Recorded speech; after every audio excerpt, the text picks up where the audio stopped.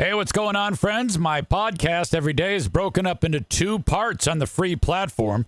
The first part, Act 1, is right now. When it's all done, go right on over to Act 2 to get the second half of the podcast. Thank you so much for checking out my show. Hello, friends. Welcome into the Eric St. Show podcast.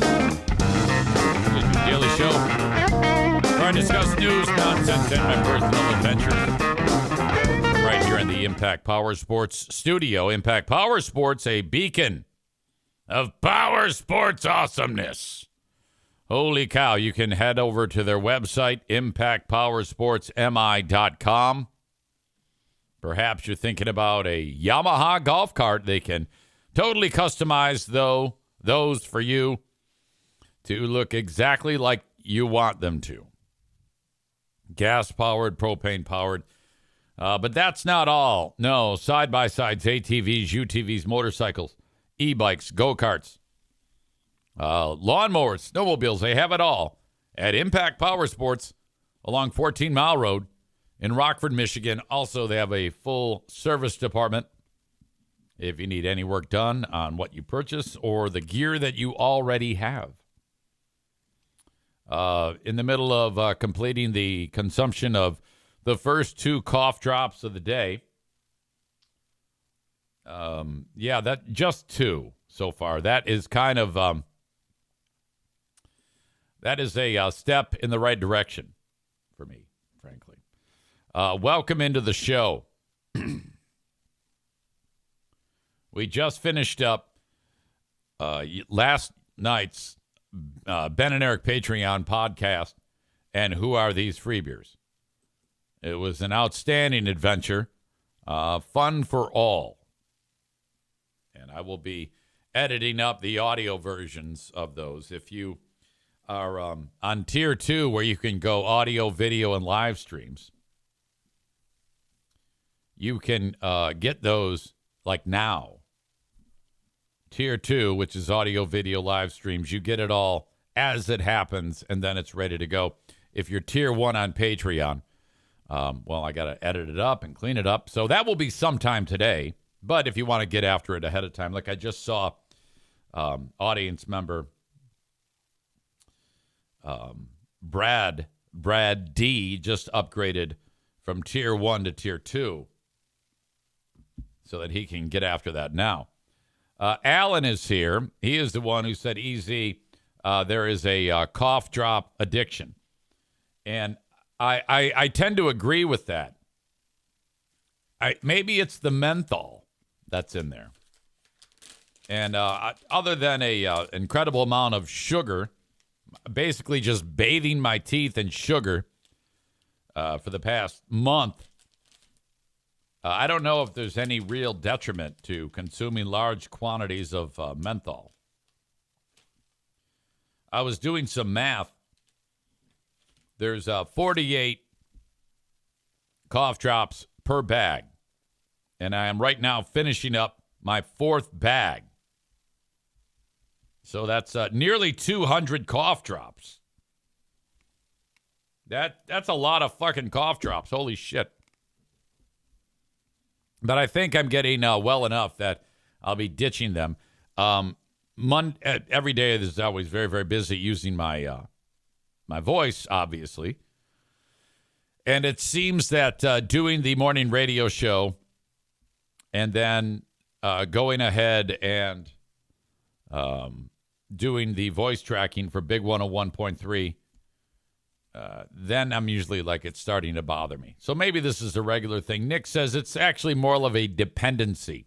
Just like running out of chapstick will make your lips chapped. You're right. It's not, we could call it an addiction, but it's not like there's anything addictive in there. Chris says addictive EZ finds another addiction.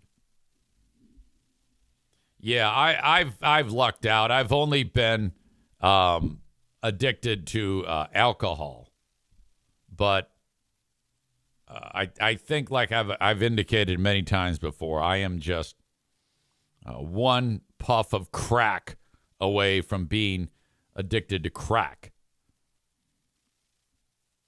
Was addicted to exercising for a period of time. And thank God that ended. Oh, Jesus.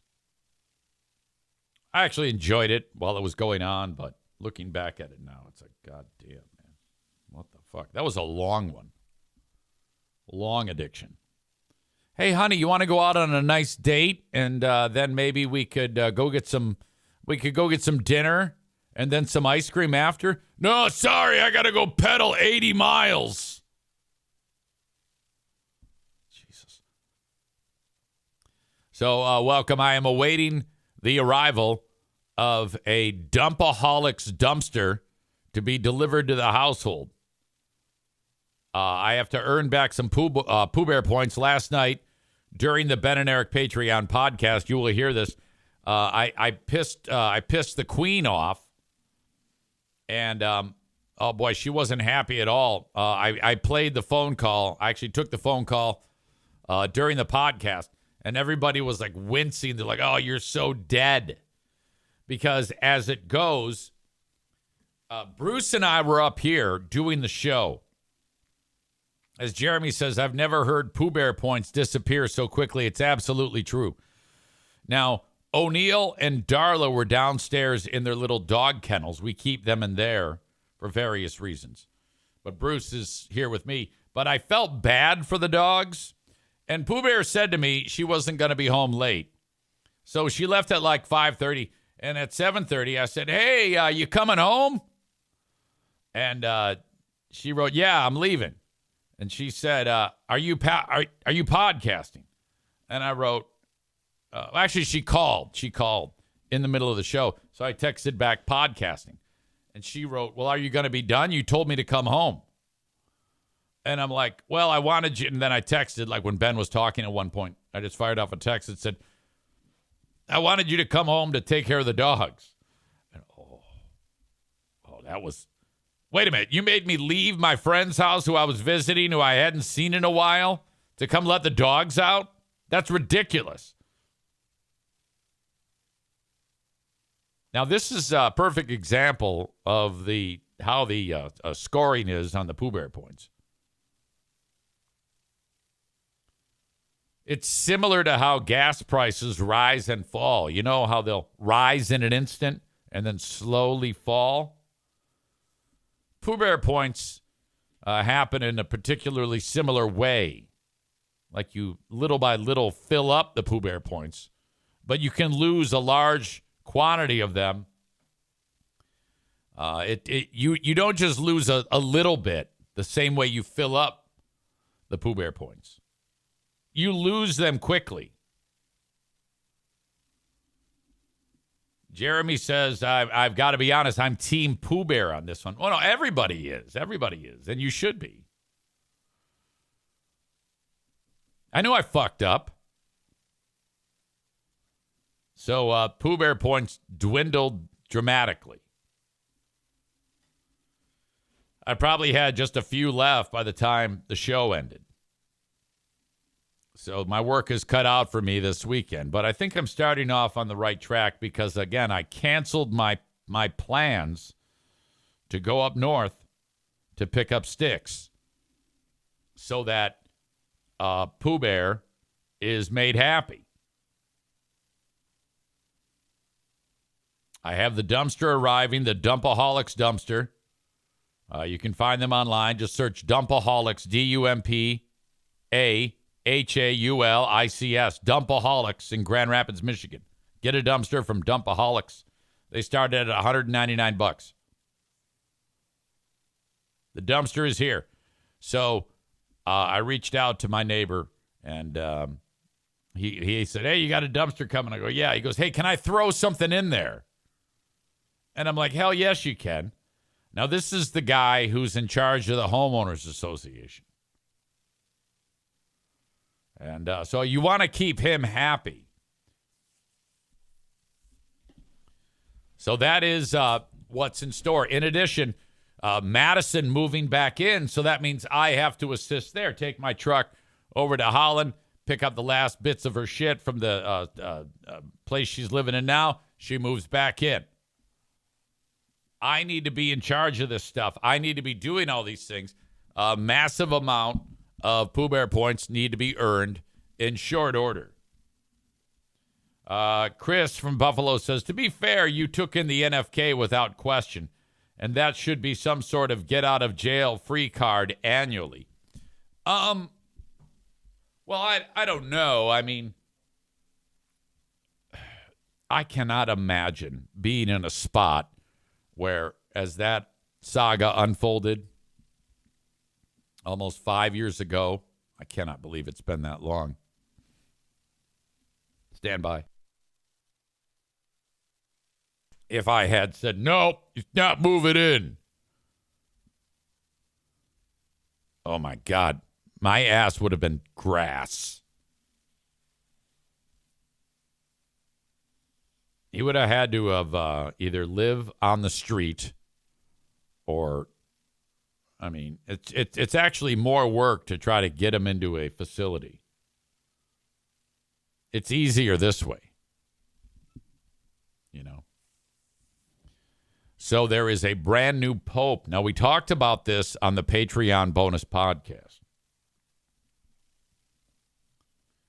And I just don't understand why everyone is so interested in a new pope. Even people who are not Catholic are incredibly interested in when they name a new pope. And it's not like there's anything dramatic to watch. Everything happens behind closed doors. The new leader of the Roman Catholic Church is he's from the United States. That's never happened before. He was known as Cardinal Robert Francis Prevost, known as the prefect of the Dicastery for Bishops. No idea what that means. Whenever I hear prefect, I just think of fucking Harry Potter.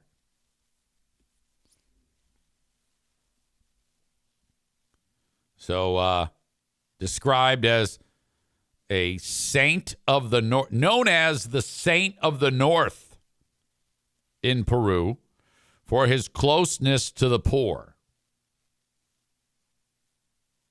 Yeah, most religious leaders are very in touch with the poor. He is now known as Pope Leo the 14th, I believe. That would be XIV. Right? I'm pretty sure that's right. Yes. Pope, because if it was 16, it'd be XVI. Pope Leo the 14th. Saint of the North. He spoke about to the everybody in the square there, Cathedral Square, whatever it is. Came out on the balcony and he gave him a blessing. He spoke in Italian. He spoke in Spanish. Did not speak in English. He's very well educated, as they all are. And that's it. Now, most people won't pay attention to anything concerning the Pope until this guy dies. And then a new Pope would have to be named. He is the first Pope from the U.S., as I said.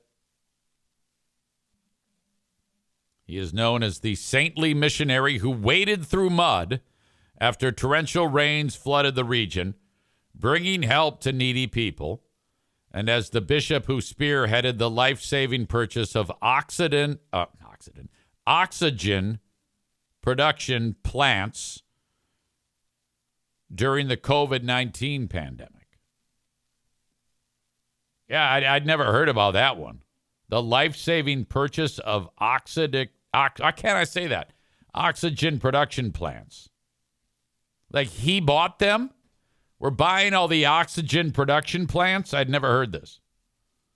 He worked so hard to find help that there was only enough for one plant. But for two oxygen plants. So they were bottling oxygen there? He has no problem fixing a broken down truck until it runs, according to Janina Sisa, who met Prevost while she worked for the church's Caritas nonprofit in Peru. Okay, whatever.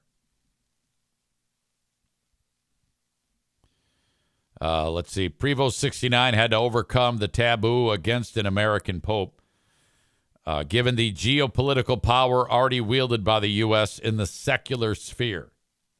Is that what kept a pope from America from ever being named? Because the U.S. had all the geopolitical muscle behind it? That would be a reason to let a pope be a pope, I guess.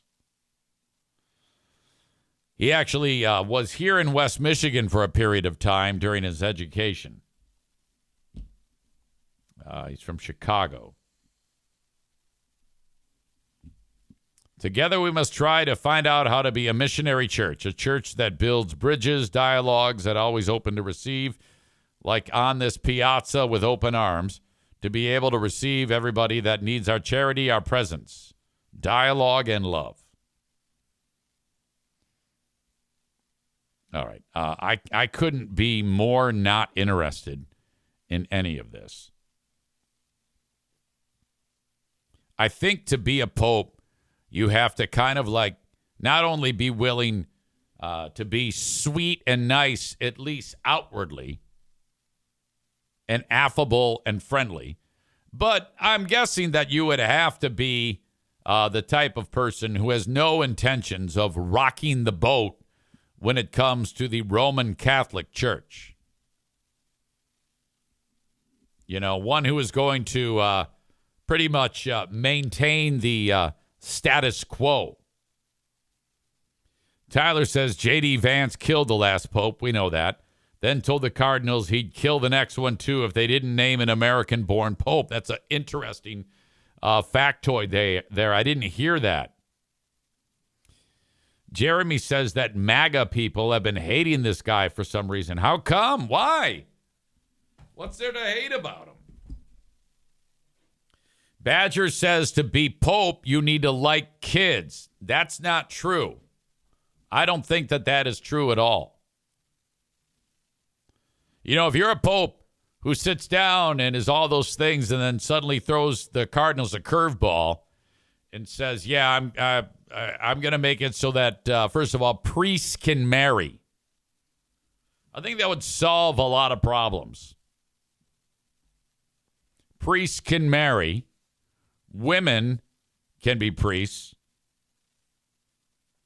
And we now are open to all sorts of gayness.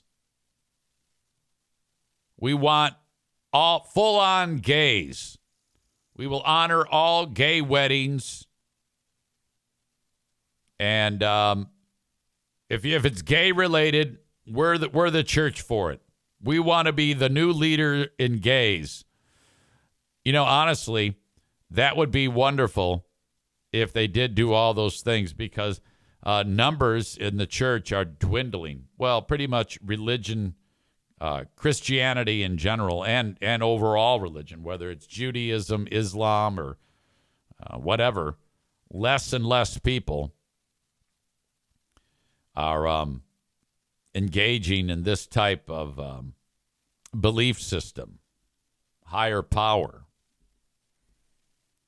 And I don't think that's great. I think that maybe not an organized religion, but I think that there is a higher power. I do actually believe in Jesus, but just have distanced myself from the Roman. We have distanced ourselves from the Roman Catholic Church.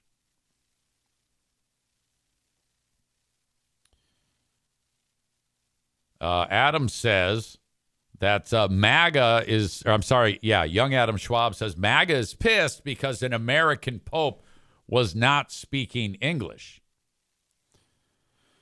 Stevie says he has criticized Trump's administration on X. That's why they don't like him. Jeremy says, I think they hate him because he's cool with immigrants and openly critical of Trump. I haven't looked into it. I've just seen a lot of tweets calling him a woke Marxist. Aha. Well, I don't think that Francis said anything nice about it. A lot of the times, the president usually takes one on the chin from the Pope. I would say that they should expect that. Not that it matters. Let's be honest here. It's a Catholic church. I've often wondered about the opulence of the Catholic Church. Seriously, the amount of, like when you see the televangelists on TV begging for money, I don't think that that's that different than any type of religious organization asking for money. Now, unless if every dollar, let's say that the Catholic Church, every dollar that comes in, keeps the lights on the local parish, feeds the priest, takes care of his rent, whatever. And the rest of it goes to supporting charities and those in need. That's one thing. And then that is repeated all the way up the food chain.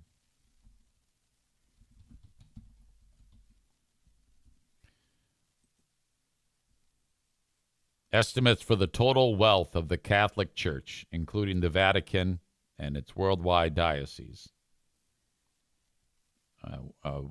range wildly.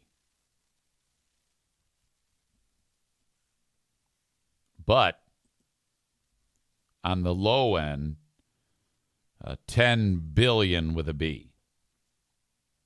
And on the high end, $265 billion.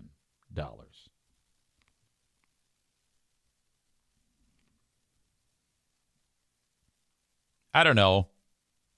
Wouldn't it be something if this was truly a not-for-profit?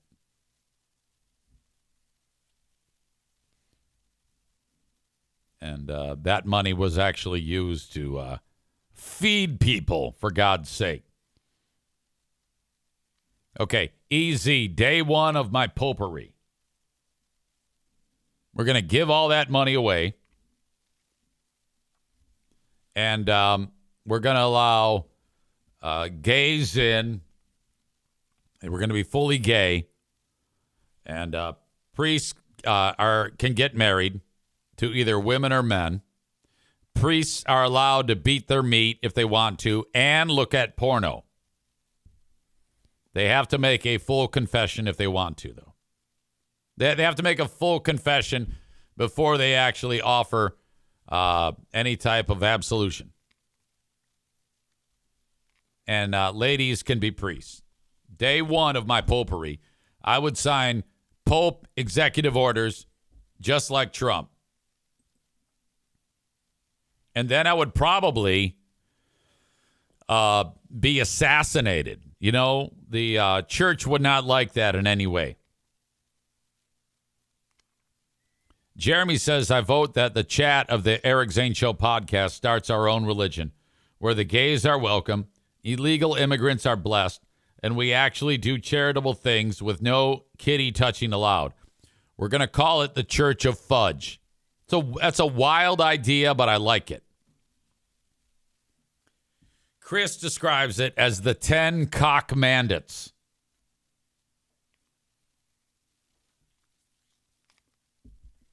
I just like the brainstorming that takes place amongst you audience members. Outstanding work. Speaking of Trump, Trump just fired somebody. The latest person is, it's a position known as the Librarian of Congress. I had never heard of the position of Librarian of Congress before. I couldn't even tell you exactly what the Library of Congress is. Whenever I hear library, all I can think of is books. So I'm guessing Carla Hayden was in charge of books about Congress? I don't know. Do any of you even know what that is? I mean, I've heard it, the Library of Congress, but I never knew that the Library of Congress had an actual librarian. I guess it stands to reason.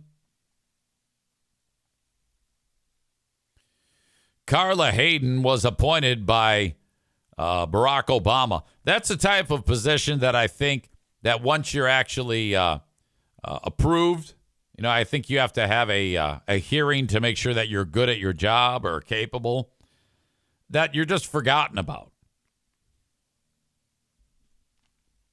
Hayden was the first woman and the first black African American to be Librarian of Congress.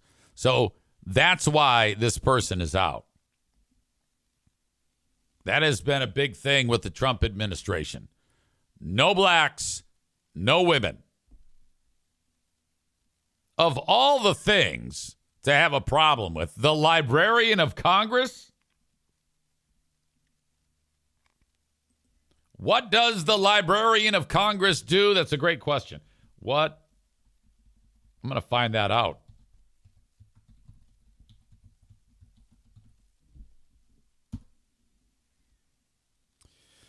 Serves as the head of the Library of Congress, obviously. Overseeing the library's operations and collections. Well, what type of books are in the goddamn Library of Congress? They are responsible for setting policy, managing the staff of the library, and ensuring the library's activities align with its mission. The librarian oversees the U.S. Copyright Office, appoints the U.S. Poet Laureate, snooze, and awards the Gershwin Prize for Popular Song, snooze. Nobody cares.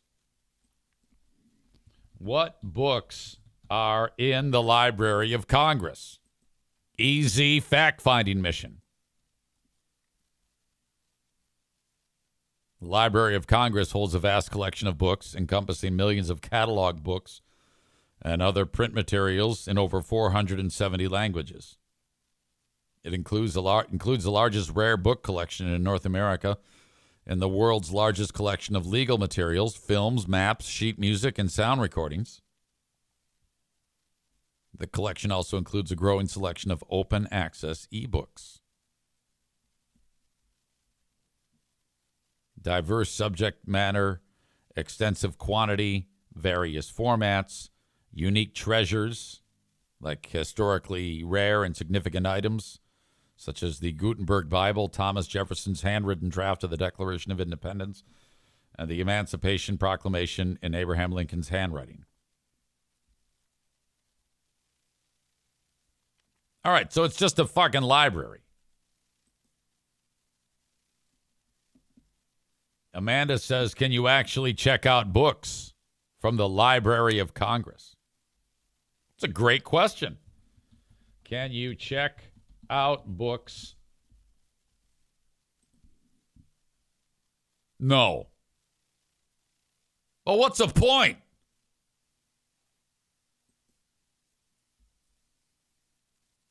It's a research library, and its collections are for use within the building by registered readers.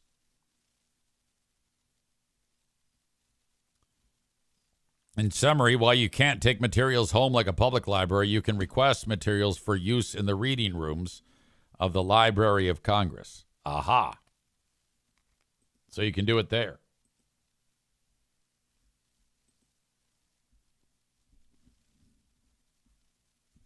I guess this is what the Library of Congress looks like.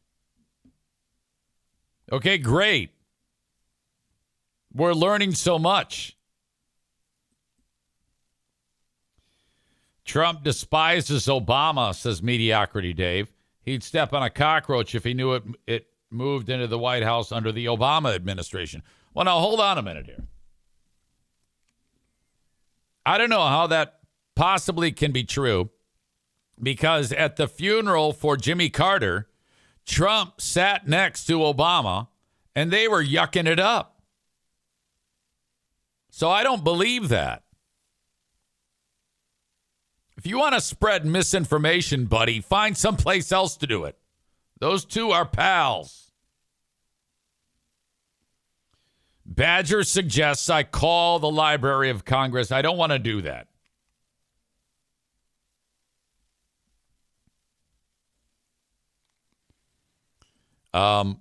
Anyway, getting back to the point of all this. So this librarian was fired. Tonight, the White House has informed Librarian of Congress Carla Hayden that she has been relieved of her position. Democrats in Congress condemned the decision. Over the course of her tenure, Dr. Hayden brought the Library of Congress to the people with initiatives that reached into rural communities. I don't know how that's possible. And made the library accessible to all Americans, in person and online. Senator Martin Heinrich from New Mexico said in a statement Thursday. And then Senator Martin Heinrich said,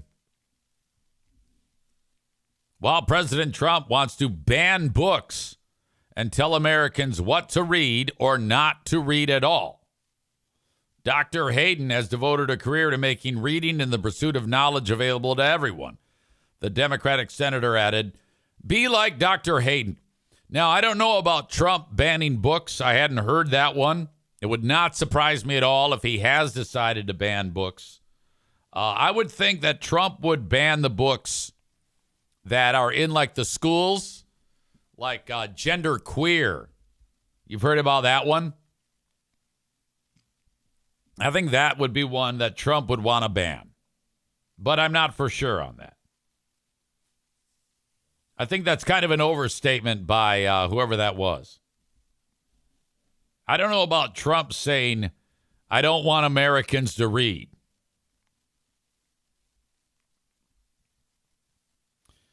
This is the copy of the email that the Librarian of Congress received. Carla, on behalf of President Donald J. Trump, I am writing to inform you that your position as the Librarian of Congress is terminated effective immediately. Thank you for your service. Signed, Deputy Director of Presidential Personnel, Trent Morse. Wow. That's something. Getting fired via an email. That is, I kind of like that, you know. I mean, I've been fired over the phone. I prefer that. It used to be that they wanted to do it face-to-face, but the industry's kind of gotten out of that, especially in radio. Actually, I take it back. I've been fired over the phone twice. The first time was when I got sick on the day of the firing. I was supposed to be fired after Ben and I got off the air, but I came home and was barfing in the toilet. Phone rings, and it's this dude. Hey, sorry you couldn't make it in, but you're fired. Oh, great. And then I was seated right here when iHeart fired me the first time and then brought me back 2 months later. Hey, you want to come back? Okay. My God. Amanda says, are you serious? HR didn't even sit her down. No. That's not a thing anymore. No, those days are gone where they want to do it face to face like a human being would do. No, they just send you an email nowadays or call you and say, hey, fuck off. Outstanding. Tyler says they should have included a GIF of Trump saying you're fired from his Apprentice days. Okay, now this is the last you're going to hear about the Librarian of Congress position until Trump appoints a new one. Now, it's probably it's a pretty assured thing that Trump is going to hire someone who's very, very different. You know, this is the Carla Hayden is tons of education. He'll probably hire someone who doesn't actually know how to read. Or it'll be somebody that's way weird like Joe Rogan or something like that. He will probably be the new Librarian of Congress. Or maybe even like the Tiger King. Pardon that guy and then make him the Librarian of Congress. Now, if you hear that and you think that that's a bad thing, well, you're an idiot. How outstanding would it be if the Librarian of Congress is Tiger King? All this is going to do is add to the fantastical story and saga of the Trump White House in this term. I told you months before the election that I didn't think Trump was going to win, but if he does, it's going to be outstanding. And up to this point, we have not been let down. Every day is a brand new adventure in the fucking Trump White House. It's everything we had hoped for and more. Now, I know some of you have been driven crazy by it, but I want you to let go of that, okay? You just got to understand that this is purely for entertainment purposes only. Mediocrity Dave has a great suggestion. Kid Rock. Oh, my God. Kid Rock as the Librarian of Congress would be incredible.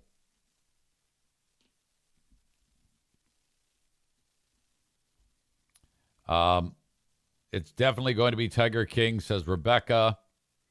Alan says, or Alexis, Texas. Don't know who that is.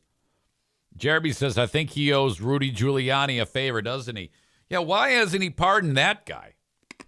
Excuse me. That was what's left over of the cough drop. Amanda says Kanye. Oh, my God, yes. That'd be outstanding. Rebecca says he'll nominate himself. Chris says Trump is going to appoint a librarian, not a librarian. Yeah. Without a doubt. All great suggestions. You guys are on top of it today. I'm so lucky to have you helping out with this story. As always, you can reach out to me via old school email, eric@ericzaneshow.com. The email is brought to you by my friends over at Shoreliners Striping. Online at shorelinerstriping.com. They're awesome. You also may have noticed that my hair looks incredible. And I know this. It's because of King's Room Barbershop. They have 3 locations. Northland Drive, Caledonia, and at 821 36th Street. Kingsroom.net online for exact hours, locations, and schedules. Everything is walk-in, and a haircut will cost you $19 plus tip. And they do everything there. If you need a little color, maybe you need some beard care. If you are a dude or a chick who likes short hair, head over to King's Room Barbershop. If you need your car repaired in West Michigan, your car, your EV, your hybrid, they work on them all at Irvine's Auto Repair, Grand Rapids Hybrid and EV. ervines.com. That's ervines.com. Go to their website, check out their Google reviews from customers who do not have a podcast, who rave about what they are able to do. 616-532-6600 for Irvine's Auto Repair, Grand Rapids Hybrid, and EV. If you're watching the show on Facebook or YouTube, I will send you on your way. Just know that the rest of the show is happening at twitch.tv/Eric Zane Live, or download the Twitch app and search Eric Zane Live. Follow and subscribe, please. And, of course, my Patreon, which is a whole nother platform with all sorts of different podcasting options for you to check out. I do a daily show on my Patreon after this one is done, an entirely different show. It's not nearly as long. It's about 35 minutes.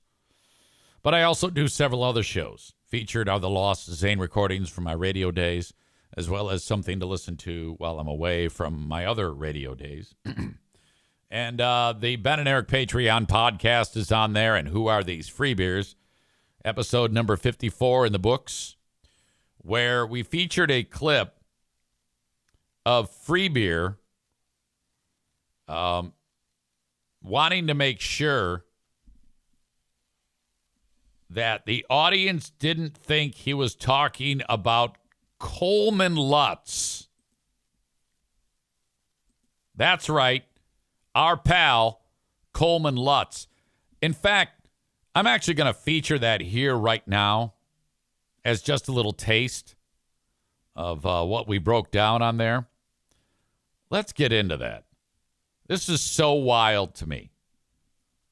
As you know, I received a clandestine message last week from a fake Facebook account on Messenger, and it said, "Stop talking to Coleman Lutz." I'm like, what? Now, if you don't know, Coleman Lutz used to be married to Greg's young bride right now. Wild Bill Belichick type relationship. Greg at 56 years old, unbelievable. And she is at about 28. So you've got this nonsense. And Coleman and Greg hate each other. But Greg is the most beta male that exists on the planet. And Coleman is an alpha. He's great. And so Greg, being that style of person, he says something here. He's talking with the show about mental health or whatever, and how in this clip he can't take compliments. Like, he always thinks that when his wife gives him a compliment, that she must be lying. I do that with my wife. She'll say... Because he indicated that how could she be interested in someone like me who's just a lump of coal? Now, everybody knows what that means. But Greg wants to make sure that he doesn't make Coleman mad, Coleman Lutz mad, so this happens. I do that with my wife. She'll say something that you would hope your wife would say to you. And deep down, I'm like... Legitimately, and I've told her, I go, my brain says there's no way that what you said is true. Mm-hmm. Because I can't believe anyone, much less someone I idolize and think is smoking hot, would say that to this lump of coal. Yeah. COAL. And it just... He wanted to clarify that he was talking about... carbon, COAL, so that nobody got the wrong idea that he was talking about COLE. To this lump of coal.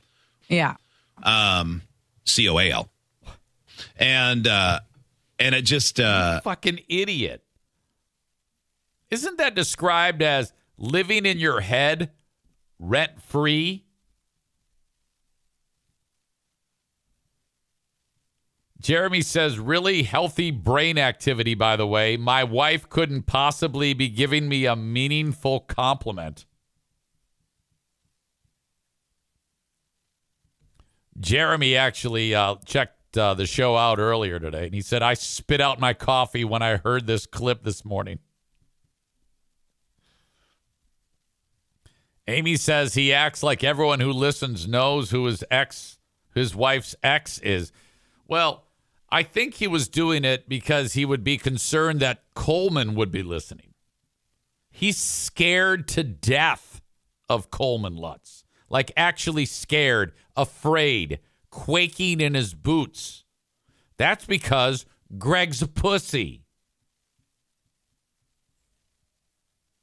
My God.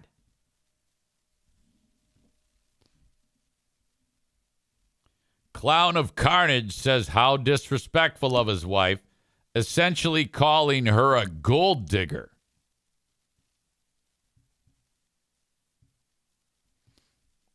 Chris saying that Coleman should send him an email or something signed Coalman. I'm going to listen to that clip one more time. I do that with my wife. She'll say something that you would hope your wife would say to you. And deep down, I'm like, legitimately, and I've told her, I go, my brain says there's no way that what you said is true. Mm-hmm. Okay, I get what you're saying. Like, his brain is telling him that she really doesn't mean it. And you're right. The leap in logic is if she read into that enough, she could possibly think, well, then you think I'm a gold digger. That's exactly right. Greg always gets in the weeds when he says too much. Because I can't believe anyone, much less someone I idolize and think is smoking hot. Which, by the way, that... Ugh. Well, I guess if you're in with... if you're into chicks who have a nose that looks like Klinger from the show MASH, I guess. Would say that to this lump of coal. And that's true. She doesn't really love you, okay? Because you are a lump of coal. Yeah. COAL. And it just... And then he's kind of like, he realizes what he said. So we had a ball breaking that down. I cannot believe how fucked up he is. God damn it. The lump of coal is just getting lumpier by the day, too, Jeremy says. Oh, yeah, Greg looks like fuck. Jesus Christ. All right. Go get that on Patreon right now. Sign up for free. 7 days free. You can check out that show and the 53 before that.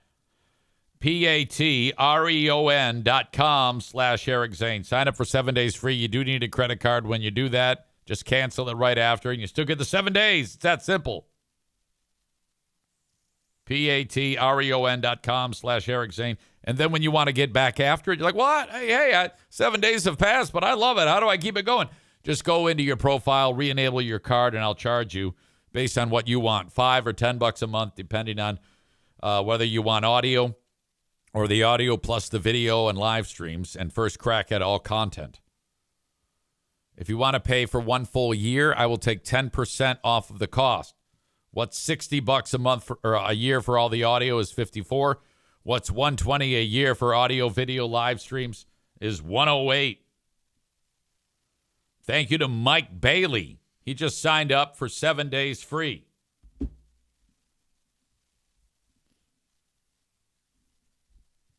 Chris says, everybody in the room is thinking, why did he spell COAL?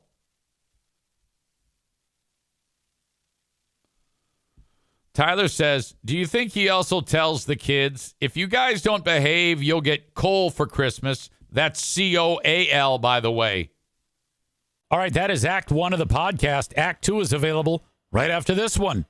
Go check it out. What are you doing? Don't miss a second of it. Thank you so much.